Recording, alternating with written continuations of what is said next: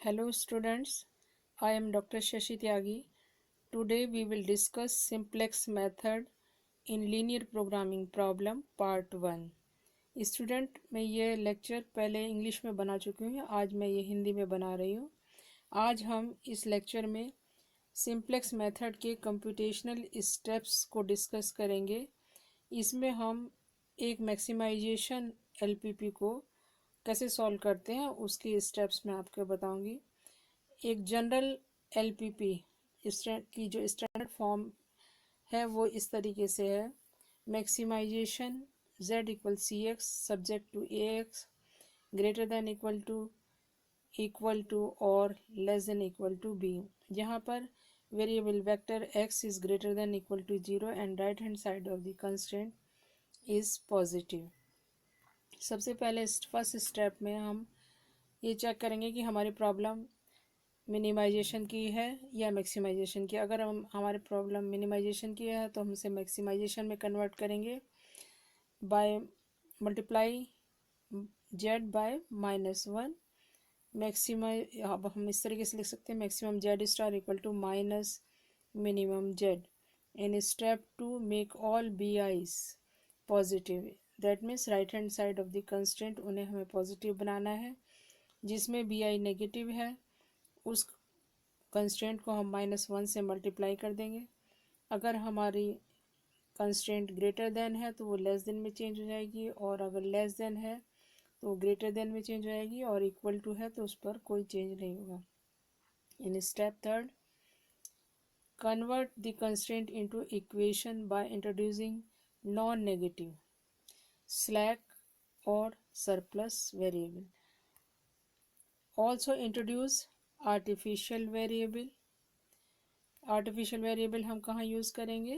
Where surplus variable are inserted, जहाँ पर हम सरप्लस वेरिएबल यूज़ करते हैं वहाँ हमें आर्टिफिशियल वेरिएबल की ज़रूरत है। और जो जिस कंस्ट्रेंट में में हमारा यूनिट मैट्रिक्स का कॉलम नहीं फॉर्म हो रहा है तो हम आर्टिफिशियल वेरिएबल वहाँ पर यूज़ करेंगे। एंड इन नेक्स्ट स्टेप 4, इसमें हम initial basic feasible solution find out करेंगे। अगर हमने एलपीपी में आर्टिफिशियल वेरिएबल यूज़ करे हैं जैसे कि अभी स्टेप थर्ड में बताया है, तब हम प्रॉब्लम को टू फेस मेथड या बिगर मेथड से सॉल्व करेंगे। In step 5, construction of starting simplex table. Simplex table की कंस्ट्रक्शन करेंगे। इसमें हम जो हमारे वेरिएबल हैं x1 x2 x3 उनको हम y1 y2 y3 से शो करेंगे, और Cj is the row of coefficient of the variables in the objective function.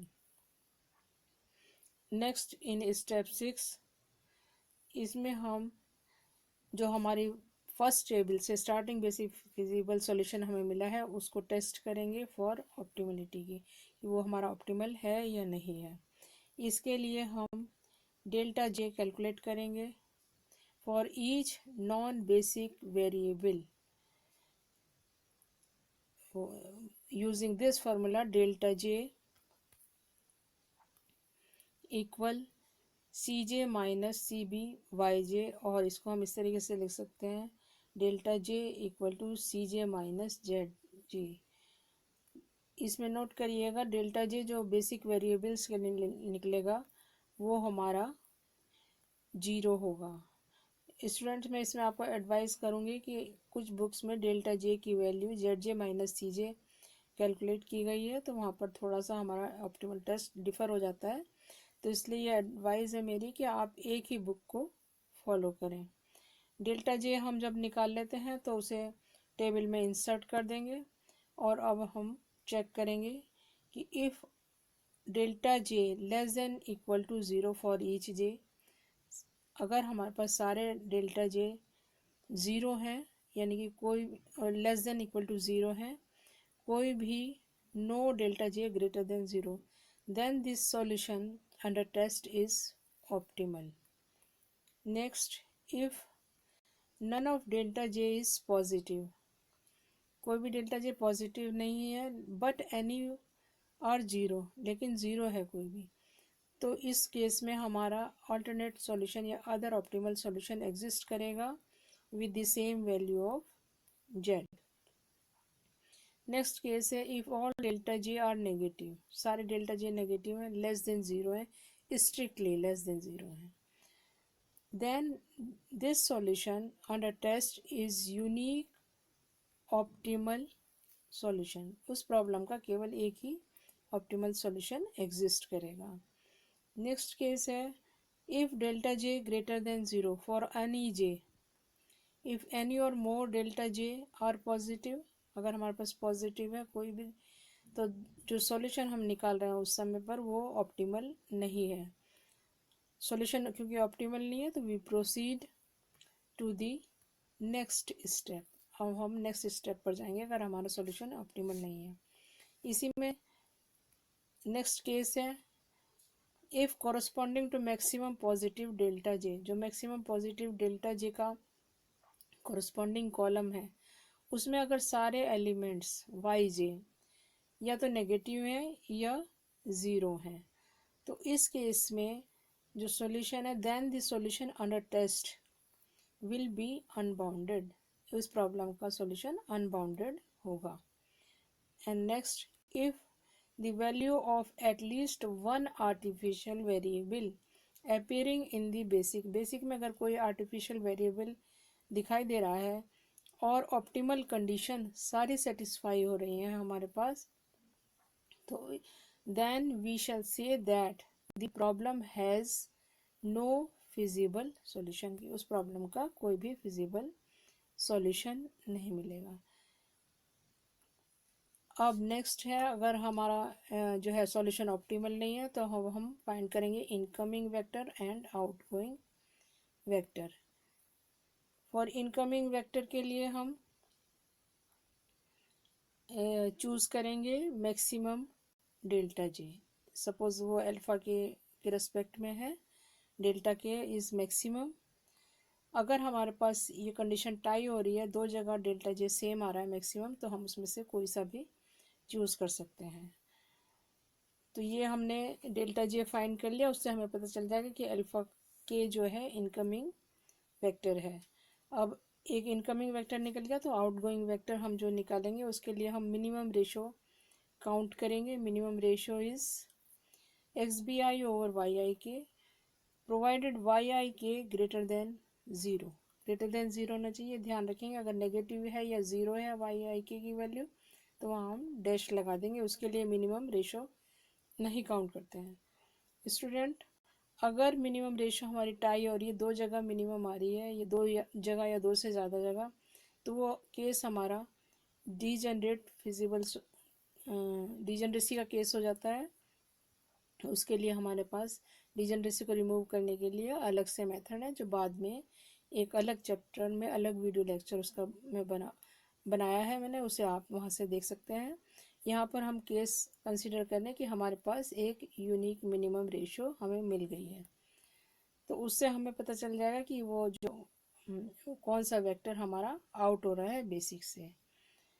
In step at में हमें पहले 7 में हमें पता चल गया इनकमिंग वेक्टर और आउटगोइंग वेक्टर कौन से हैं, तो उसके जो इंटरसेक्शन एलिमेंट है उसको फाइंड कर लेंगे ए आर के। ये हमारा एलिमेंट जो है की एलिमेंट या पिवट एलिमेंट कहलाता है। अब हम अपने सॉल्यूशन को इम्प्रूव करेंगे। इस की एलिमेंट को बाय रो ऑपरेशंस इसको 1 बनाएंगे और इसमें जितने भी इस कॉलम में जितने भी और एलिमेंट्स हैं उनको 0 बना देंगे ओनली यूजिंग रो ऑपरेशन, और in this way we get a new improved basic solution. अब हमारे पास टेबल कंप्लीट हो गई और हम अब नया सॉल्यूशन निकालेंगे और इस सॉल्यूशन को टेस्ट करेंगे। In step 9 now test the above improved basic feasible solution for optimality as in step 6 में जो हमने डिफाइन किया है उसके बेस पर हम ऑप्टिमलिटी टेस्ट करेंगे। अगर सॉल्यूशन अब भी हमारा नहीं ऑप्टिमल है तो हम स्टेप 7 और 8 को दोबारा से रिपीट करेंगे। कब तक? जब तक हमें ऑप्टिमल सॉल्यूशन नहीं मिल जाएगा तब तक हम ये स्टेप 7 और स्टेप 8 को रिपीट करेंगे। स्टूडेंट्स, जो सिंप्लेक्स टेबल हम बनाते हैं स्टार्टिंग, वो मैं नेक्स्ट लेक्चर में आपको बताऊंगी डिटेल्ड में कि किस तरीके से सिंप्लेक्स टेबल हमें बनानी चाहिए। इसमें मैं आपसे ये कहना चाहूँगी, जो हमने स्टेप 6 में कई सारे जो टेस्ट बताए हैं ऑप्टिमलिटी के लिए, सॉल्यूशन टेस्ट करने के लिए, जैसे अनबाउंडेड है सॉल्यूशन है, नो फिजिबल सॉल्यूशन है, और डिजनरेसी का केस है, ये सब हमारे शॉर्ट नोट्स में या ट्रू फॉल्स वाले क्वेश्चंस इससे बनते हैं। स्लैक वेरिएबल, सरप्लस वेरिएबल, ये सब हमारे एक शॉर्ट नोट में या शॉर्ट डेफिनेशन की फॉर्म में भी हमारे पास एग्ज़ाम में क्वेश्चन आते हैं।